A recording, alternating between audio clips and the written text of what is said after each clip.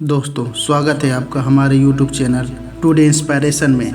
दोस्तों कई बार भक्तों और साधकों के जीवन में कोई एक ऐसा समय आता है जो समय उनको पूरे तरीके से तोड़ कर रख देता है, और कई भक्त ऐसे होते हैं जो भोलेनाथ का नाम भी लेना छोड़ देते हैं, और ऐसे भक्त भी होते हैं जो नास्तिक हो जाते हैं क्योंकि वो उन परिस्थितियों को सहन नहीं कर पाते हैं, ना ही वो ये समझ पाते हैं कि उनके साथ ऐसा क्यों हो रहा है। जो लोग पूजा पाठ करते हैं, भगवान की पूजा सेवा करते हैं, उनके दिमाग में सिर्फ यही बात होती है कि हमें सुख ही सुख मिले और जो हम चाहते हैं वह हमारे अनुसार होना शुरू हो जाए, हमारी मनोकामनाएं पूर्ण हो जाएं, हमारी इच्छाएं पूर्ण हो जाएं। और अगर आप सुख भोगोगे तो उसके हिस्से का आपको दुख भी भोगना पड़ेगा।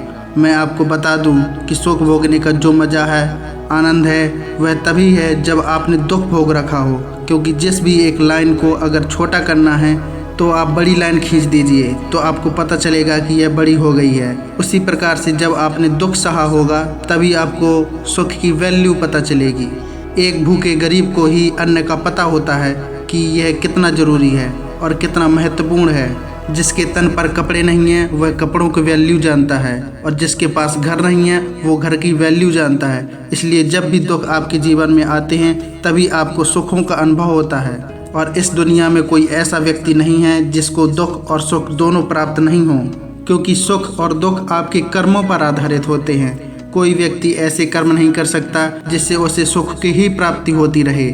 कोई व्यक्ति ऐसे कर्म भी नहीं कर सकता जिससे उसे हमेशा दुखों की प्राप्ति ही होती रहे। जन्म जन्मांतर तक यह चलता रहता है कि आपको दुख भी भोगने होंगे और सुख भी भोगने होंगे। यही प्रकृति का एक नियम है। पर जब आप पूजा करते हैं, पूजा पाठ करते हैं और भगवान आपकी परीक्षा लेते हैं, जो आपके इष्ट देव आपकी परीक्षा लेते हैं, तो आप उन चीज़ों को समझ नहीं पाते हैं कि वह आपकी परीक्षा ले रहे हैं।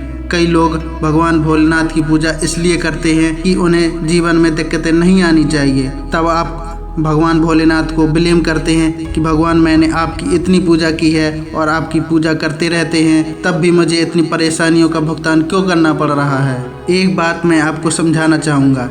एक बार एक व्यक्ति बहुत भगवान की पूजा करता था। उसका एक छोटा सा एक्सीडेंट हुआ और उसके पैर में मोच आ गई। उसको चलने में थोड़ा सा दर्द था, तो भगवान के मंदिर में गया जो उसके घर में मंदिर था, और वह बहुत तेजी से ताना देने लगा कि भगवान मैं तुम्हारी इतनी पूजा करता हूँ, तुम्हारा नाम लेता हूँ, फिर भी तुमने मेरा एक्सीडेंट कर दिया। तभी उसी रात भगवान भोलेनाथ उसके सपने में आते हैं और बोलते हैं और उसको वह मंजर दिखाते हैं कि तेरा एक्सीडेंट जब हुआ था तब तेरी मृत्यु निश्चित थी, पर लेकिन तुम मेरे कारण ही बच पाए हो। तब उस व्यक्ति के समझ में आता है कि भगवान भोलेनाथ कैसे आपके जीवन में एक रोल निभाते हैं, कैसे आपकी मदद करते हैं। तो जो लोग ये सोचते हैं कि भगवान उनकी किसी प्रकार से मदद नहीं करते, उन लोगों के लिए मैं स्पेशली बता दूं कि भगवान भोलेनाथ जब आपकी परीक्षा लेते हैं तो आपको इस लायक बना देते हैं कि आप उन परीक्षाओं में सफल हो सकें। भगवान दुखों को कम नहीं करते, ना ही दुखों को हटाते हैं। दुख जो है वह आना ही है, वह तो भोगना ही पड़ेगा, पर उनको भोगने की क्षमता को प्रदान कर देते हैं। क्योंकि जब आपको दुख भोगने की क्षमता प्रदान हो जाती है तो वह दुख आपको लगता ही नहीं है। इसलिए कभी भी भोलेनाथ को दोष मत देना। जो काम आप कर रहे हैं अपनी बुद्धि से कर रहे हो, अपनी इच्छा से कर रहे हो। तो आज मैं आपको बता दूं कि भगवान भोलेनाथ आपकी जो परीक्षा लेते हैं वह कैसे आपकी परीक्षा लेते हैं। भगवान भोलेनाथ जब आपकी परीक्षा लेते हैं तो कई बार ऐसा होता है कि आप खाना खा रहे होते हैं और आपके दरवाजे पर कोई भूखा व्यक्ति आ जाता है। उस समय पर आप अपनी थाली से उसे रोटी खिला दें, किसी गरीब को रोटी दे देते हैं, तो यह बहुत बड़ा दान कहा जाता है। अगर यह आपको मौका मिले तो आप ऐसा जरूर करिएगा। इसी तरह आप कहीं जा रहे हैं और कोई व्यक्ति ठंड से कांप रहा है और वह आपके पास आ जाता है, आप उसके लिए कंबल या अपनी जैकेट या अपना ही कोई कपड़ा दे दें। यह बहुत बड़ा दान होता है। किसी भूखे को खाना खिलाना और किसी नंगे के तन को ढकना, यह बहुत बड़ा दान कहलाता है। भगवान भोलेनाथ ऐसे लोगों पर सदैव कृपा बनाए रखते हैं। कभी भी भगवान पर विश्वास मत तोड़ना, क्योंकि वह सदैव आपके साथ रहते हैं। भक्त सुदामा को तो आप जानते ही होंगे। वह भगवान श्री कृष्ण के बहुत बड़े भक्त थे और वह इतने गरीब थे कि उनके पास 2 वक्त का खाना भी नहीं था, और वह जैसे तैसे भगवान श्री कृष्ण के दरबार में आए। लोग हंसने लगे कि ये भगवान द्वारकाधीश का दोस्त कैसे हो सकता है।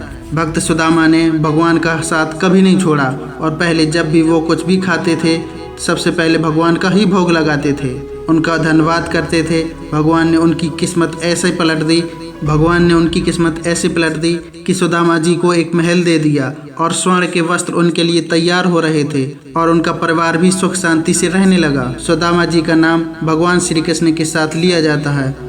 भगवान आपके भौतिक जीवन को तो सुख में बनाएंगे ही, साथ ही आध्यात्मिक जीवन को भी सुख में बनाकर आपको स्वर्ग की प्राप्ति करवा सकते हैं। इसलिए कभी भी भगवान पर विश्वास मत तोड़ना, सदैव उन पर विश्वास बनाए रखना। मुझे आशा है यह जानकारी आपको पसंद आई होगी। अगर आप पहली बार इस चैनल पर आए हैं तो चैनल को लाइक कीजिए, सब्सक्राइब कीजिए और शेयर कीजिए। और मैं भगवान भोलेनाथ से विनती करता हूँ कि आपको और आपके परिवार को सदा सुखी बनाए रखें।